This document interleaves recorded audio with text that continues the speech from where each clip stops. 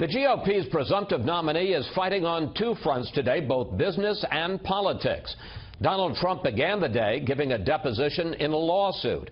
And there's growing concern inside the GOP about Trump's hostile attitude towards his own party.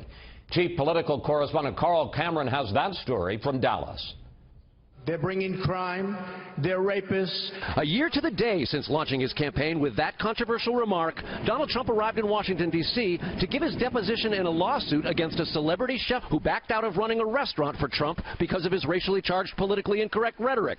Trump, perhaps the most litigious presidential candidate in history, did not speak publicly. Protesters outside said businesses should boycott the billionaire. Anyone that chooses to stand against hate, to stand against Donald Trump's rhetoric, his actions, and what he asks people to do, we congratulate and we stand in solidarity with them.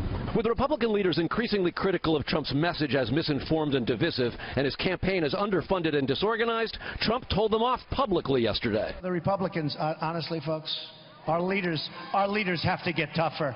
This is too tough to do it alone. But you know what? I think I'm going to be forced to.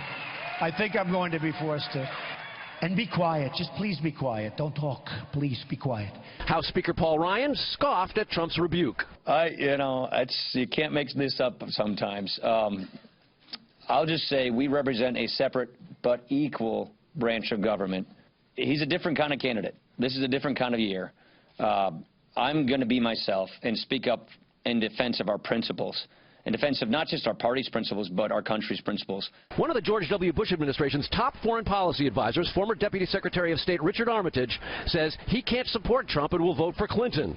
She, as expected, was endorsed by the AFL-CIO today, prompting an angry statement from Trump, trashing labor unions in general, and casting Clinton as the consummate candidate of Wall Street and bad for workers, saying, quote, "The leadership of the AFL-CIO has made it clear that it no longer represents American workers."